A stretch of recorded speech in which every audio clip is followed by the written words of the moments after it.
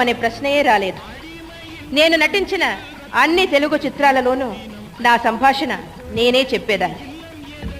ఇప్పుడు నా వృత్తికి సంబంధించిన పనుల వాదిడి మూలంగా నేను చిత్ర పరిశ్రమకి దూరమైనాను.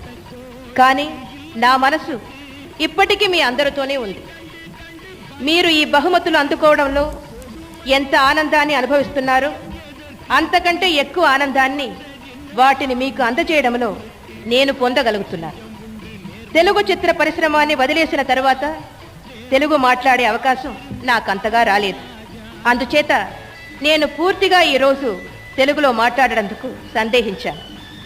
నాకు ఈ అవకాశాన్ని ఇచ్చినందుకు శ్రీ జనార్దన్ రెడ్డి గారికి, శ్రీమతి రాజలక్ష్మి జనార్దన్ రెడ్డి గారికి మరొకసారి కృతజ్ఞతలు తెలియజేస్తున్నాను. మీ అందరికీ నా శుభాకాంక్షలు. వందనం.